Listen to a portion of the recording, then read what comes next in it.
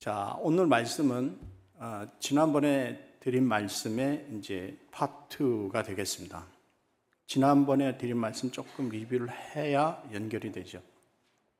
사사기 4장은 아주 독특하게 세 사람의 인물이 협력해서 하나님의 위대한 일을 이루어간다는 기사죠. 자, 드보라가 나오고 바락이 나오고 야엘이 나옵니다. 드보라는 여자 사사예요. 지금의 관점으로 보시면 안 되죠. 수천 년 전에 그 이스라엘에서 여자가 사사로 쓰임받았다는 것은 우리 표현을 하면 천지가 개벽할 일이었어요.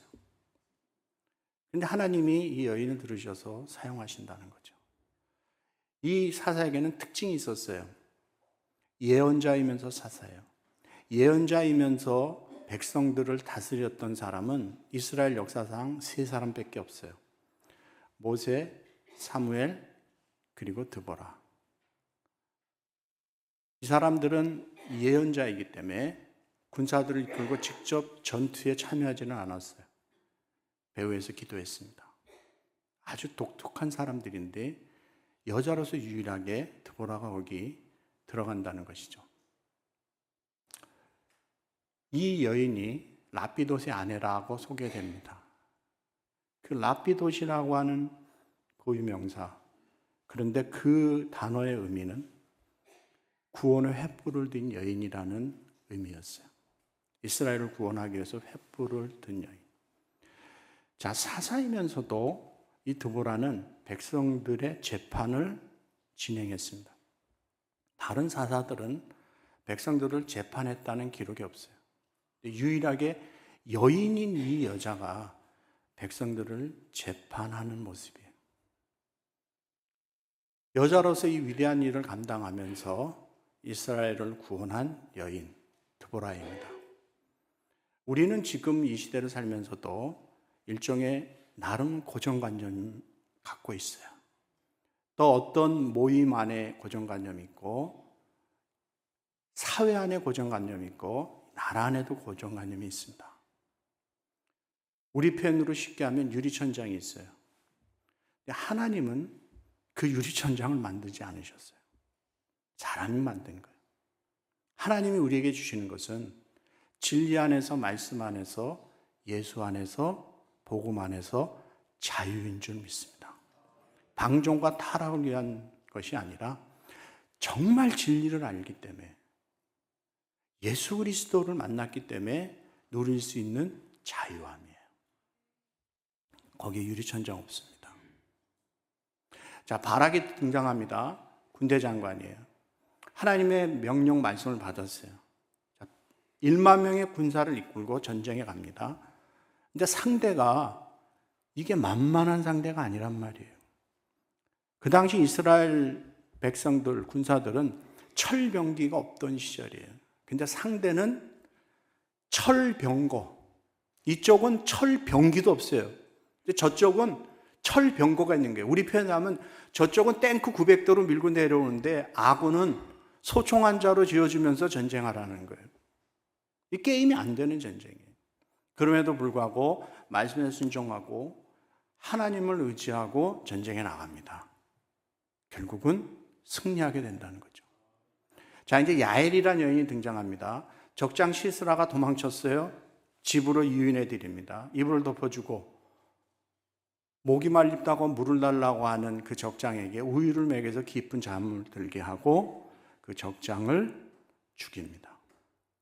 이 전쟁의 마무리와 적장을 베는 영광은 한 무명의 가정집 주부인 야엘에게 돌아간다는 거죠. 이 모든 되어진 일들은 하나님의 예언의 성취로 이루어진 일이라. 여기가 지난번에 2주 전에 드린 말씀이에요. 자, 그러면 이 세 사람이 연합하여 하나님의 위대한 일을, 이스라엘을 구원하는 역사를 이루었는데 우리에게 주는 메시지가 있습니다. 오늘 시간이 없어서 딱 두 가지만 생각해 보겠습니다.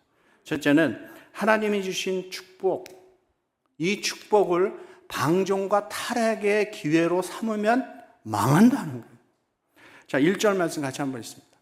시작. 에훗이 죽으니 이스라엘 자손이 또 여호와의 목전에 악을 행하며 아멘. 자, 사사 드보라가 등장하면은 그 기사인데 4장 1절에서 뭐라고 이야기하냐면 이스라엘 백성이 또 여호와의 목전에 악을 행하니라는 거예요. 자, 이 표현은 사사기에서 늘 나오는 표현이라는 거죠. 여호와 앞에 또 이스라엘 백성이 악을 행하니라는 것이에요. 자, 그러면 이스라엘 백성이 여호와의 목전 앞에서 악을 행하는데 또 악을 행하는데 그 악을 행하기 그 이전에 저들의 삶은 고난과 여러 가지 힘든 일과 정말 말로 형용할 수 없는 그러한 삶의, 그러한 사회, 그러한 국가의 모습 가운데 또 악을 행했냐는 거예요. 성경은 말씀합니다. 이스라엘 백성들이 여호와의 목전에 또 악을 행하니라. 그 이전에 이스라엘 백성들의 삶은 너무너무 평안하고 우리 표현으로 하면 태평성대의 삶이라는 거예요. 쉽게 얘기하면 잘 먹고 잘 사는 거예요. 배부르고 등 따스운 시절이었다는 것이죠.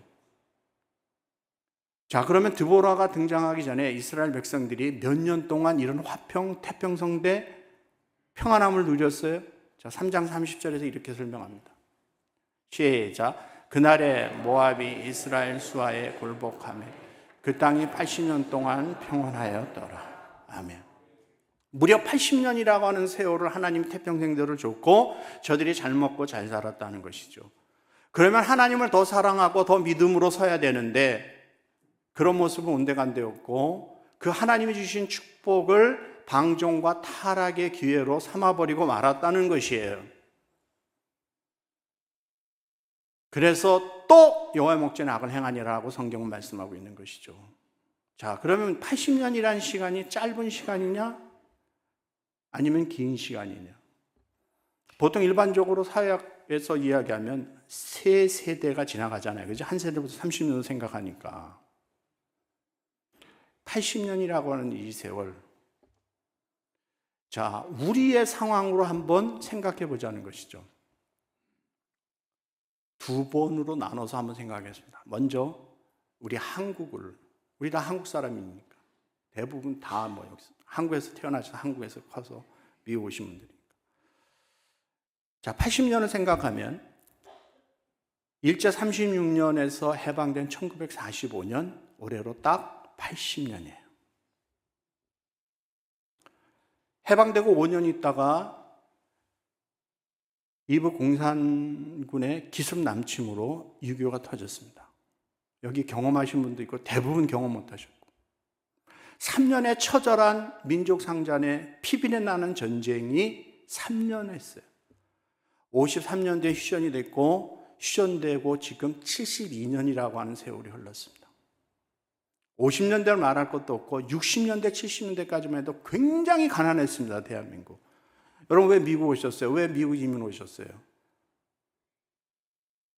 부자 나라, 잘 먹고 잘 살고 기회가 있고 자식 좋은 교육시킬 수 있고 그때 미국은 이렇게 우러러보던 나라, 못 가서 한이었던 나라. 그때 미국 왔다라고 하면 한국에서 복 받았다고 하던 시절.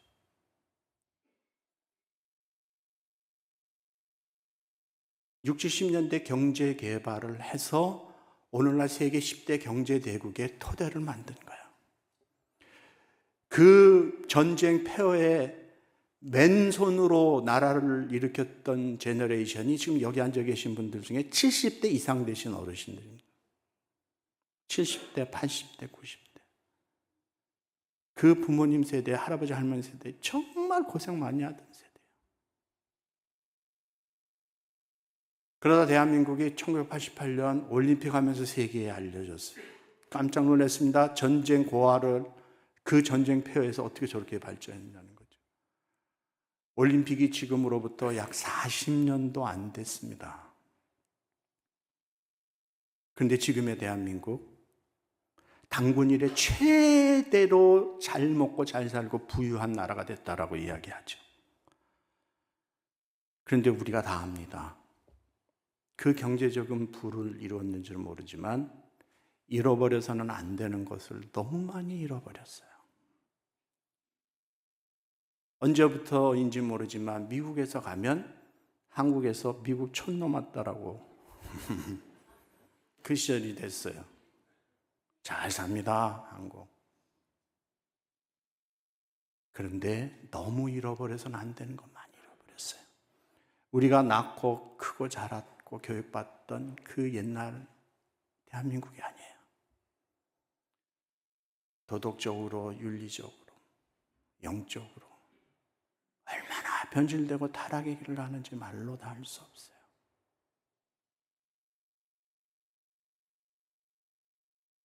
자, 그런 모습이 80년도 안 된 그 모습이 이스라엘 백성이 80년 만에 변질돼서 또 여호와 목전에 악을 행했다. 손가락질할 수 있습니까? 우리는 더 빨리 변질됐는데.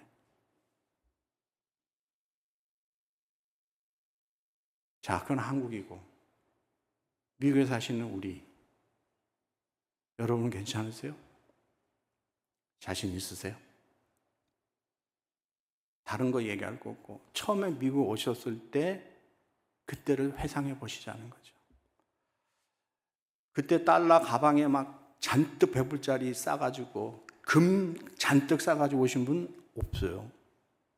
대부분 다 빈손으로 왔고 눈물 흘리며 이민생활 시작했고 학자같이 고생하면서 살았고 그때 하나님께 매달렸던 여러분의 모습, 마음, 자세, 믿음, 기도의 무릎이 지금 그래도 등 따스고 배부르고 살만하시잖아요. 대부분 처음에 와셨을 때보다 낫죠. 그런데 우리의 모습이, 우리의 자세가, 하나님을 사랑하는 우리의 기도의 무릎이, 우리의 믿음과 신앙이 그때랑 같냐 하는 거예요. 그때보다 더 나아져야 되지 않습니까? 세월이 지났으면. 근데 오히려 그때보다 더 못하고 변질되고 있다라고 하면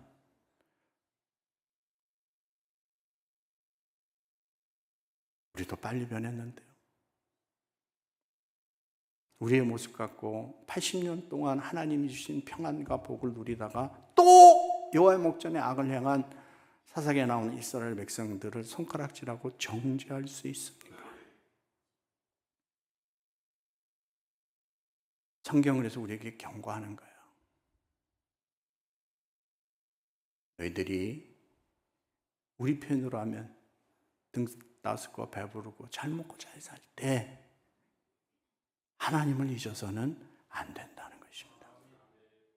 우리에게 복을 주신 복의 근원 대신 하나님을 잊어서는 안 된다는 거죠.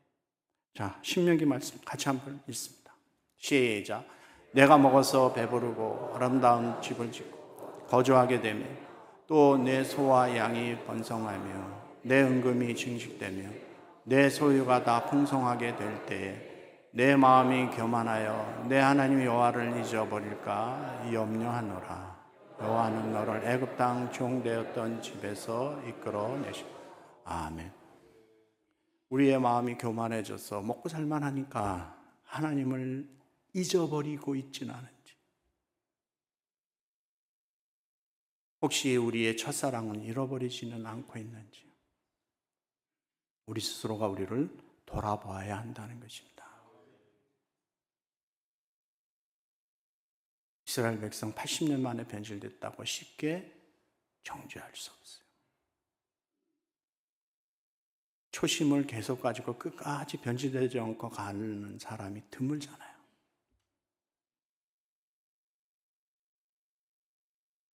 우리의 모습 가운데, 우리의 마음 자세 가운데, 우리의 믿음 가운데, 하나님을 향하는 우리의 기도의 무릎 가운데, 미국 처음에 왔을 때, 춥고 배고플 때, 가난할 때, 고생할 때 그 모습이 없다라고 하면, 그 모습에서 변질돼 가고 있다라고 하면 우리도 사사기에 나오는 백성들과 별반 다르지 않다. 못하는 것이에요.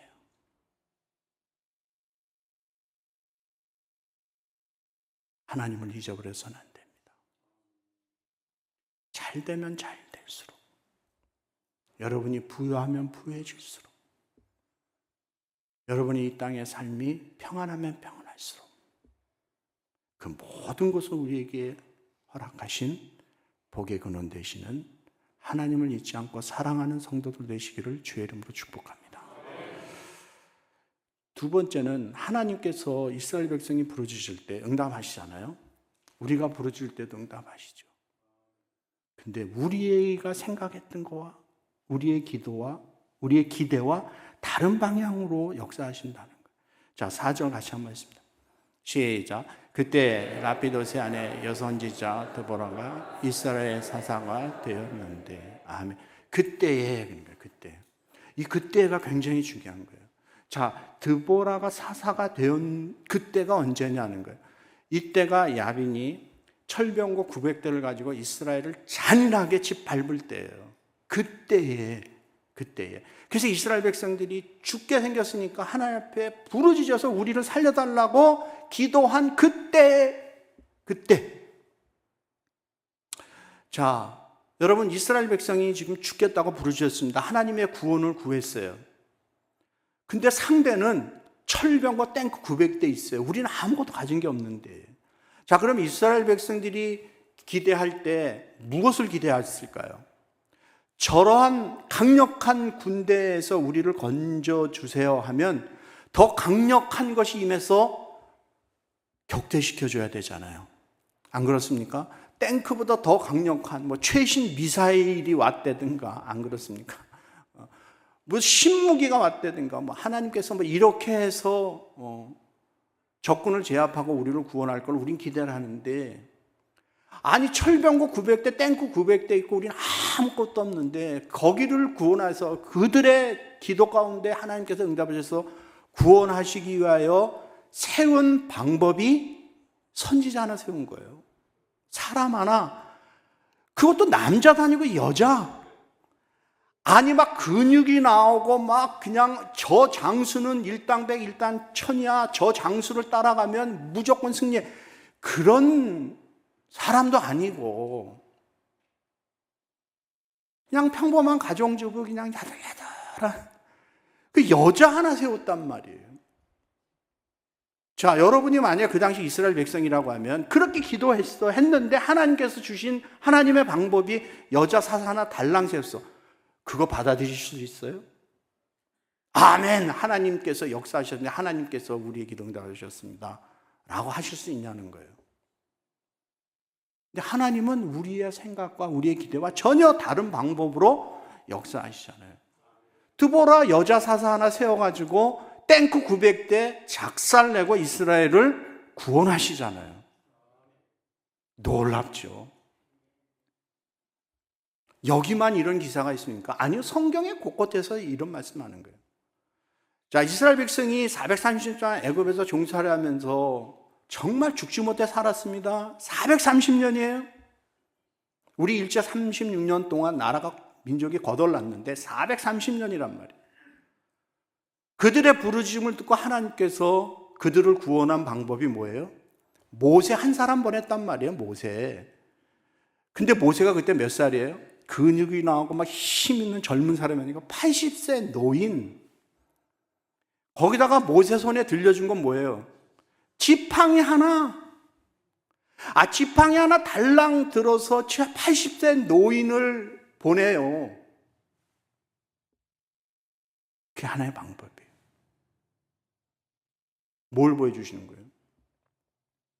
사람에게 능력이 있는 게 아니고, 사람의 힘으로 되는 것이 아니고, 연약한 사람을 들어서 하나님께서 행하심을 보라는 거예요.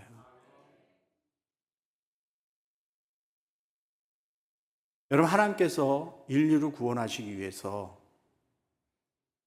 행하신 건 딱 하나밖에 없어요. 여러분과 저를 구원하시기 위해서. 그래서 오늘 구원받은 백성으로 이 자리에서 우리가 하나님께 예배할 수 있는 이 은혜, 누구를 통해서 주셨습니까? 예수 그리스도. 어린 아기 예수 한 분 이 땅에 보내심으로 그분 한 분으로 이 구원의 역사가 이루어진 줄 믿습니다. 그러니까 예수 한 분이면 충분한 거예요. 예수의 피 꼭 넣으면 모든 인합이란 말이에요. 다른 게 필요 없는 거예요. 무엇을 보여주고 있어요? 우리의 기대와 우리의 생각과 우리의 방법과 하나님의 방법과 하나님의 생각은 다르다는 거예요. 그래 여러분이 어떠한 상황 가운데서 어떤 기도의 제목을 가지고 기도하시고 하나님의 도우심과 은혜를 구할 때 여러분의 생각과 여러분의 방법 내려놓으세요. 왜? 하나님과 우리의 생각이 다르단 말이에요. 자, 그래서 이사야 선지자가 이렇게 말씀해요. 자, 이사야 우리 같이 한번 읽습니다. 시작.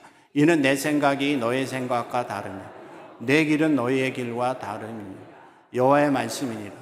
이는 하늘이 땅에서 높음 같이 내 길은 너희 길보다 높으며 내 생각은 너희 생각보다 높음이니라. 아멘.